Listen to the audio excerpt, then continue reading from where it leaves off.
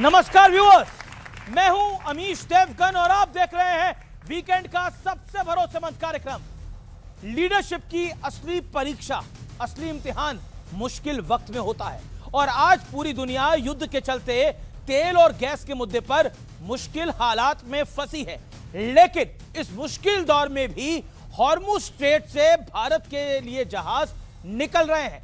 देश में petrol diesel की कोई कमी नहीं है। एलपीजी का मामला भी अब कंट्रोल हो चुका है। कुल मिलाकर युद्ध का भारत पर कोई बड़ा खास असर अब तक नहीं पड़ा है। इसके बावजूद विपक्ष लगातार यह साबित करने में जुटा रहा कि देश बहुत बड़ी मुश्किल में गिर गया है, भारत फंस चुका है। हालात यह है कि अब जब शशि थरूर और मनीष तिवारी जैसे बड़े कांग्रेसी नेताओं ने मोदी सरकार की नीति को सही बताया तो खुद कांग्रेस के नेता ही शशि थरूर पर सियासी हमला करने में जुट गए। तो सवाल है कि युद्ध के बीच नेगेटिव सियासत करके विपक्ष क्या हासिल करना चाहता है। आज इसी मुद्दे पर जनता जनार्दन के बीच होगी देश की सबसे बड़ी पॉलिटिकल बहस।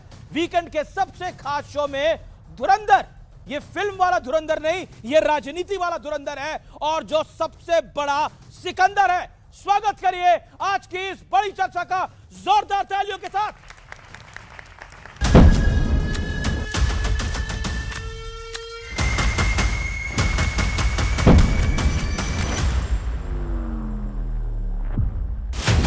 डिप्लोमेसी के मामले में,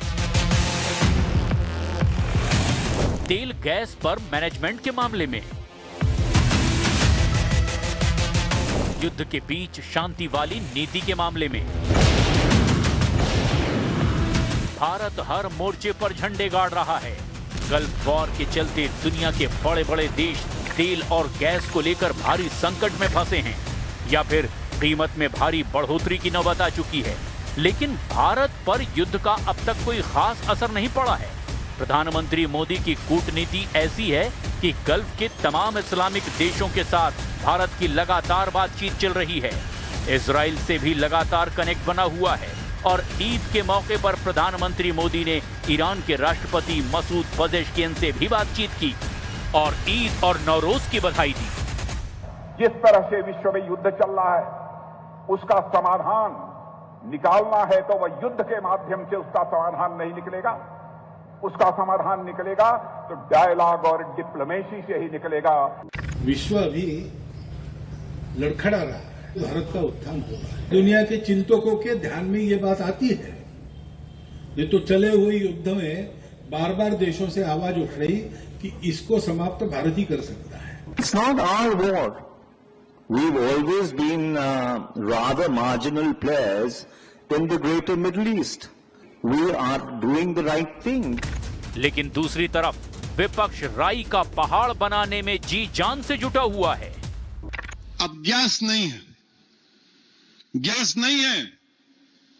भारत में 60% गैस कतर से, सऊदी अरब से, बाहर से इंपोर्ट करते हम।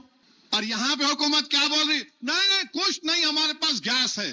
अरे तुम्हारी जबान की गैस से देश परेशान है 11 साल से। बातचीत सभी से हर तरफ चल रही है पर सच्चाई तो यही है कि एलपीजी की किल्लत है। जो कारोबार हैं वो ठप पड़ गए हैं जिनको गैस की रिक्वायरमेंट होती है। हमारी फॉरेन पॉलिसी ने हमको ऐसी जगह ला के खड़ा किया है कि हम बेबस हो गए हैं और हमारी आम जनता को इतनी मुसीबत उठानी पड़ी। अगर हम सक्षम होते तो हमारे साथ ऐसा होता। ऐसे में सवाल है कि भारत की सफल रणनीति के बीच निगेटिव सियासत करके विपक्ष क्या हासिल करना चाहता है। आज इसी मुद्दे पर होगी देश की सबसे बड़ी बहस।